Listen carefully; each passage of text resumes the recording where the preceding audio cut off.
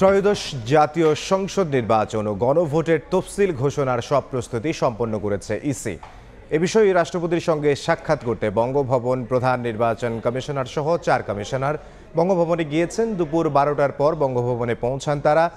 BTV ও বাংলাদেশ বেতারে রেকর্ডের পর যে কোনো সময় তফসিল ঘোষণা করবেন প্রধান নির্বাচন কমিশনার। এর আগে নির্বাচনের সার্বিক প্রস্তুতি জানাতে প্রধান উপদেষ্টার সঙ্গে সাক্ষাৎ করেন এএমএম নাসির উদ্দিন কমিশন। প্রধান বিচারপতির সঙ্গে সাক্ষাৎ করে 300 আসনেই বিচারিক হাকিম নিয়োগের অনুরোধ করেন সিইসি। এবার জাতীয় নির্বাচনে ভোটার প্রায় 13 কোটি।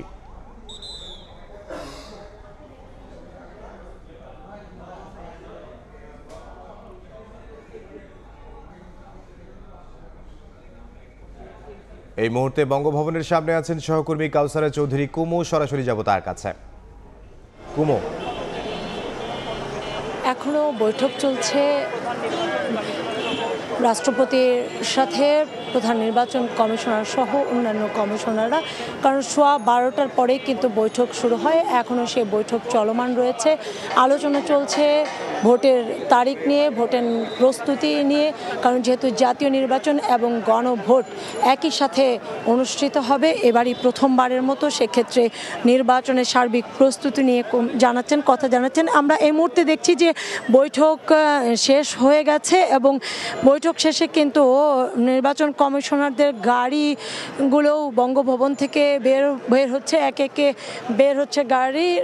আপনারা দেখতে পাচ্ছেন, আমরা দেখছি যে অর্থাৎ বৈঠক শেষ হয়ে গেছে এবং বৈঠক শেষের পরে কিন্তু কমিশনাররা ইতোমধ্যে বঙ্গভবন থেকে বের হয়ে যাচ্ছেন। দেখছেন যে প্রথমেই প্রধান নির্বাচন কমিশনারের গাড়ি বহরের সামনে পুলিশ ফোর্স মোতায়েন রয়েছে এবং তারা যাচ্ছেন। আমরা হয়তো কথা বলতে চাবো যে কী ধরনের আলোচনা হলো রাষ্ট্রপতির কাছে এবং রাষ্ট্রপতির কাছে কোনো ধরনের সহযোগিতা চাইলেন কিনা নির্বাচনকে কেন্দ্র করে, সে বিষয় নিয়েও আমরা জানতে চাইব, কারণ প্রায় 1.5 ঘন্টার মতো তারা বৈঠক করেছেন যেহেতু এবার ভোটের একটু ভিন্নতা নিয়ে এসেছে এবারে নির্বাচনে, ত্রয়োদশ জাতীয় সংসদ নির্বাচনে।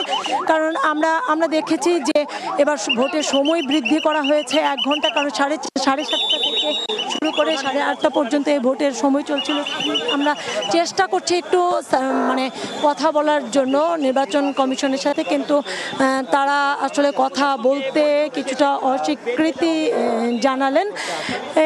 আপনারা দেখছেন গাড়ি বহরগুলো বেরিয়ে যাচ্ছে, কারণ প্রথা অনুযায়ী প্রতিবারই তফসিলের আগে বঙ্গভবনের রাষ্ট্রপতির সাথে দেখা করে নির্বাচন কমিশন। এই প্রথা অনুযায়ী তারাও কিন্তু এসেছিল, এবার নাসির উদ্দিন কমিশনে এসেছিলেন এবং তাদের যে প্রস্তুতি, ভোটের প্রস্তুতি, সেই প্রস্তুতি তারা অবহিত করলেন।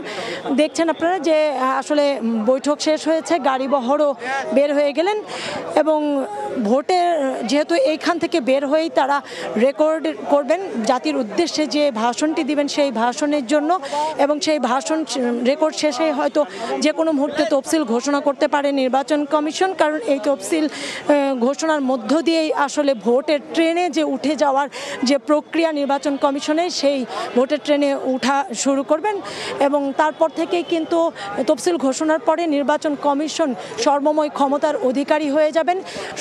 প্রায় 33টি মন্ত্রণালয় নির্বাচন কমিশনের অধীনে চলে আসবে। বিশেষ করে আমরা যদি বলি যে স্বরাষ্ট্র মন্ত্রণালয় সবচেয়ে বেশি গুরুত্বপূর্ণ, স্বরাষ্ট্র এবং জনপ্রশাসনে 2টি মন্ত্রণালয় গুরুত্বপূর্ণ ভূমিকা রাখবে, কারণ এখানে আইনশৃঙ্খলা বাহিনী এর বড় অবদান থাকবে, কারণ ভোটের মাঠ যাতে শান্তি শৃঙ্খলাভাবে সুষ্ঠুভাবে ভোট নির্বাচন অনুষ্ঠানে আয়োজন করতে পারে। এবং ইতোমধ্যে কিন্তু এখনও ভোটের যে চূড়ান্ত পরিবেশ সেটি কিন্তু এখনও নিশ্চিত হয়নি। আমরা কিছুদিন আগেও কমিশনকে বলতে দেখেছি যে ভোটের পরিবেশ উন্নতির দিকে, কিন্তু চূড়ান্ত পর্যায়ে যে উন্নতি, সেই উন্নতি আমরা শুনিনি কমিশনের কাছ থেকে, সেই ধরনের কোনো বক্তব্য পাইনি।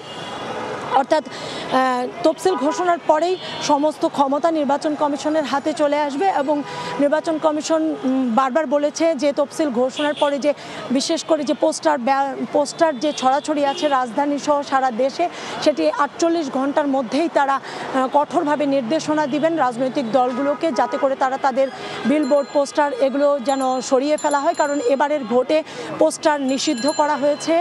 বিশেষ করে রাজনীতিবিদরা কোনো তাদের নির্বাচনী প্রচারণায় পোস্টার ব্যবহার করতে পারবে না। এটি এবারই প্রথমবারের মতো এ ধরনের সিদ্ধান্ত নেওয়া হয়েছে।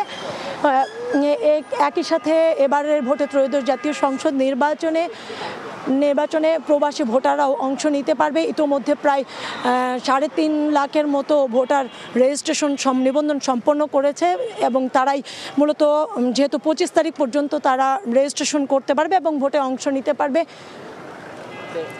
প্রায় 13 কোটি ভোটার এবার ভোটে অংশ নেবেন, কারণ বিশেষ করে যে তরুণ ভোটারদের একটি বড় সংখ্যা এবার ভোটে অংশ নিতে পারবেন। অর্থাৎ দেখা যাচ্ছে যে আজকে যে কোনো মুহূর্তেই আসলে তফসিল হতে পারে, আজকে অথবা কালকে, কারণ বারবার কমিশন বলেছে যে ডিসেম্বরের দ্বিতীয় সপ্তাহে তফসিল এবং ফেব্রুয়ারির প্রথমার্ধে ভোটের তারিখ ঘোষণা করা হবে। অর্থাৎ ধরে নেওয়া হচ্ছে যদি আজ অথবা কালকের মধ্যেই, যেহেতু এই সপ্তাহের শেষ এবং যে কোনো মুহূর্তে তারা তফসিল ঘোষণার জন্য নির্বাচন কমিশন প্রস্তুত রয়েছে। এই ছিল এখানকার বঙ্গভবনের আসলে সবশেষ খবর। বঙ্গভবনের সামনে থেকে আমাদের সহকর্মী কাউসারা চৌধুরী কুমু তিনি সরাসরি যোগ দিয়েছিলেন।